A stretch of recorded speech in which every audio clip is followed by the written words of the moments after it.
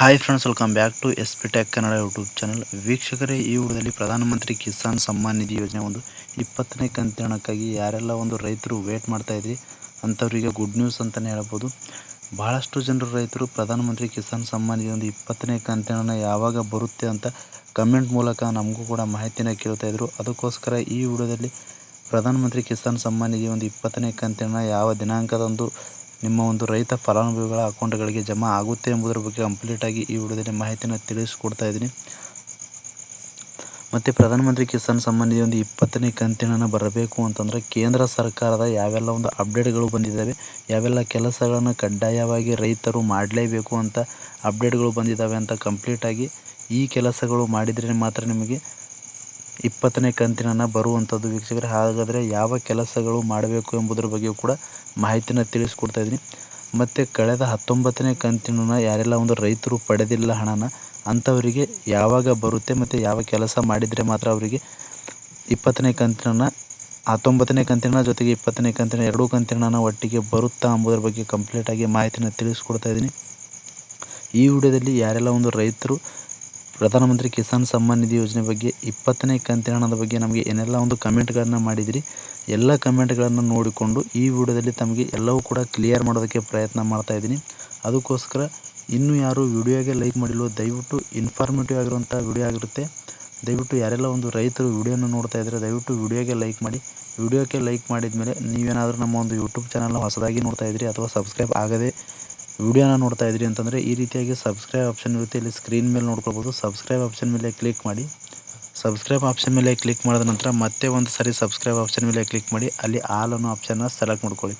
ಈ ರೀತಿ ಮಾಡೋದ್ರಿಂದ ಮುಂದೆ ನಾವು ಯಾವುದೇ ರೀತಿಯಾಗಿರ್ತಕ್ಕಂಥ ಹೊಸ ಮಾಹಿತಿಗಳು, ಹೊಸ ವಿಡಿಯೋಗಳು ಮತ್ತು ರೈತರಿಗೆ ಸಂಬಂಧಪಟ್ಟಂತೆ ಆಗಿರ್ಬೋದು ಮತ್ತು ಸಾರ್ವಜನಿಕರಿಗೆ ಸಂಬಂಧಪಟ್ಟಂತೆ ಮತ್ತು ಉಪಯುಕ್ತವಾದಂಥ ಮಾಹಿತಿಗಳು ನಮ್ಮ ಯೂಟ್ಯೂಬ್ ಚಾನಲ್ ಮೇಲೆ ಅಪ್ಲೋಡ್ ಮಾಡಿದರೆ ನಿಮಗೆ ಮೊದಲಿಗೆ ನೋಟಿಫಿಕೇಷನ್ ಬರುತ್ತೆ. ನೋಟಿಫಿಕೇಷನ್ ಕ್ಲಿಕ್ ಮಾಡುವ ಮುಖಾಂತರವಾಗಿ ಹೊಸ ಮಾಹಿತಿಗಳನ್ನು ನೀವು ಮೊದಲು ಪಡೆದುಕೊಳ್ಬೋದು ಅಂತ ಹೇಳ್ತಾ ಬನ್ನಿ ವೀಕ್ಷಕರೇ ವಿಡಿಯೋನ ಶುರು ಮಾಡೋಣ.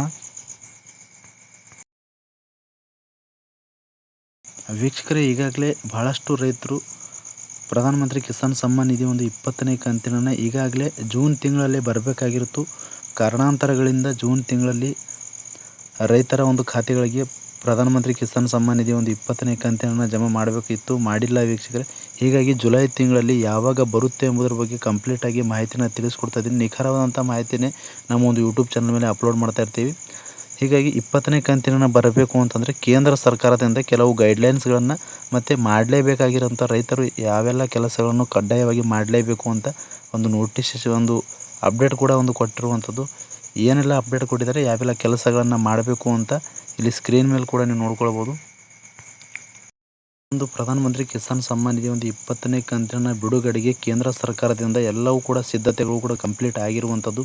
ಈಗಾಗಲೇ ಎಲ್ಲ ಹಣ ಬಿಡುಗಡೆಗೆ ಕೂಡ ರೆಡಿಯಾಗಿ ಇರುವಂಥ ಕಾರಣಕ್ಕಾಗಿ ಈ 20ನೇ ಕಂತಿನ ಬಿಡುಗಡೆ ಮಾಡುವ ಮುಂಚಿತವಾಗಿ ಯಾರೆಲ್ಲ ರೈತರುಗಳು ಈ ಕೆಲಸಗಳನ್ನು ಕಡ್ಡಾಯವಾಗಿ ಮಾಡಿಲ್ವೋ ಅಂಥವ್ರಿಗೆ 20ನೇ ಕಂತಿನ ಬರೋದಿಲ್ಲ ಅಂತ ಕೇಂದ್ರ ಸರ್ಕಾರದಿಂದನೇ ಅಪ್ಡೇಟ್ನ ಬಂದಿರುವಂಥದ್ದು.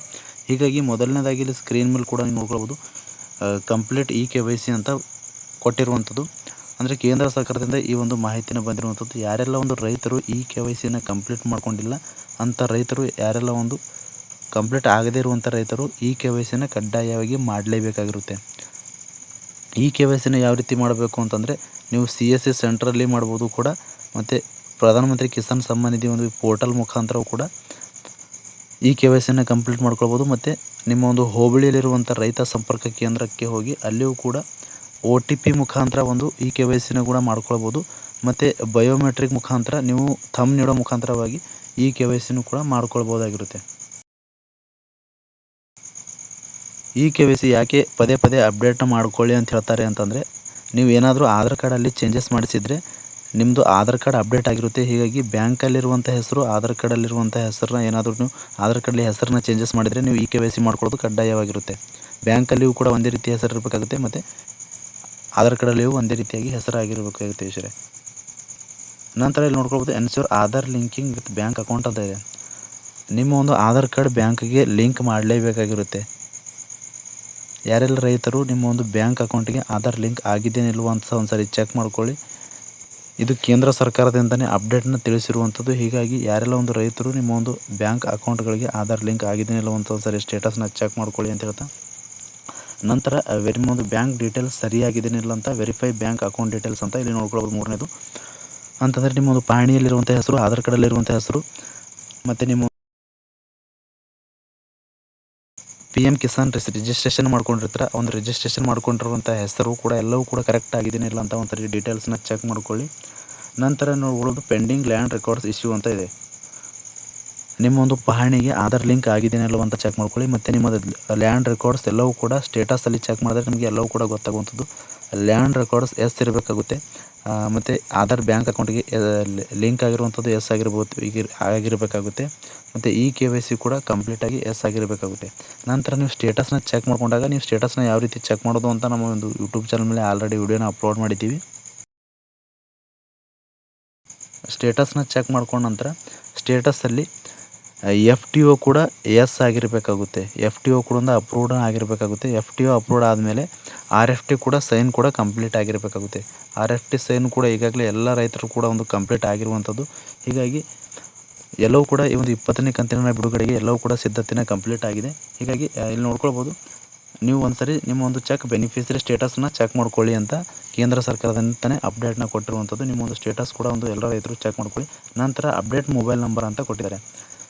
ಯಾರೆಲ್ಲ ಒಂದು PM ಕಿಸಾನ್ ಸಮ್ಮಾನ್ ನಿಧಿಯಲ್ಲಿ ಒಂದು ರಿಜಿಸ್ಟ್ರೇಷನ್ನ ಮಾಡ್ಕೊಂಡಿದ್ರೆ, ನೋಂದಣಿನ ಮಾಡ್ಕೊಂಡಿದ್ರೆ, ನಿಮ್ಮ ಒಂದು ಮೊಬೈಲ್ ನಂಬರ್ ಏನಾದರೂ ಬೇರೆದಿತ್ತು ಅಂತಂದರೆ ಈಗ ಸದ್ಯದಲ್ಲಿರುವಂಥ ನಿಮ್ಮ ಒಂದು ಚಾಲ್ತಿಯಲ್ಲಿರುವಂಥ ಮೊಬೈಲ್ ನಂಬರ್ನ ಅಪ್ಡೇಟ್ ಮಾಡ್ಕೊಳ್ಳಿ.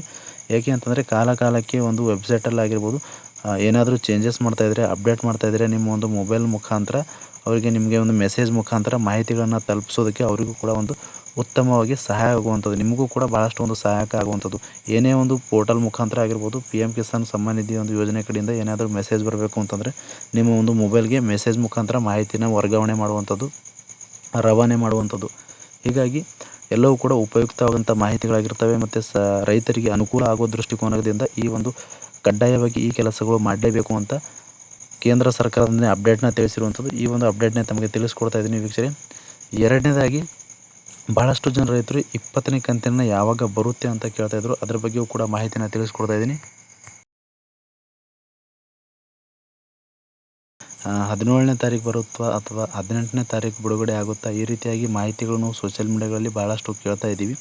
ಯಾವ ದಿನಾಂಕದಂದು ಬರುತ್ತೆ ಅಂತ ನಿಖರವಾದಂಥ ಮಾಹಿತಿನ ತಿಳಿಸ್ಕೊಡಿ ಅಂತ ಕಮೆಂಟ್ ಮೂಲಕ ಮಾಹಿತಿನ ಕೇಳ್ತಾಯಿದ್ರು. ಅದಕ್ಕೋಸ್ಕರ ಈಗಾಗಲೇ ವೀಕ್ಷಕರೇ ಯಾರೆಲ್ಲ ಒಂದು ಮಾಹಿತಿಗಳನ್ನು ನೀಡ್ತಾ ಇದ್ದಾರೆ, ಕೇಂದ್ರದ ನ್ಯೂಸ್ ಚಾನಲ್ ಆಗಿರ್ಬೋದು ಮತ್ತು ವರದಿಗಳಾಗಿರ್ಬೋದು ಮಾಹಿತಿಗಳನ್ನು ಎಲ್ಲವೂ ಕೂಡ ನೋಡಿಕೊಂಡು ಎಲ್ಲಿ ಒಂದು ಪ್ರಧಾನಮಂತ್ರಿ ನರೇಂದ್ರ ಮೋದಿಜಿಯವರು ಇವೆಂಟ್ನ ಮಾಡ್ತಾಯಿದ್ದಾರೆ, ಸಭೆಗಳನ್ನು ಮಾಡ್ತಾಯಿದ್ದಾರೆ, ಆ ಒಂದು ಸಭೆಗಳಿಂದ ಹಣನ ಬಿಡುಗಡೆ ಮಾಡ್ತಾರೆ ಅಂತ ಎಲ್ಲರೂ ಕೂಡ ನಿರೀಕ್ಷೆನ ಇಟ್ಟುಕೊಂಡು ವಿಡಿಯೋಗಳನ್ನು ಮಾಡ್ತಾಯಿದ್ದಾರೆ.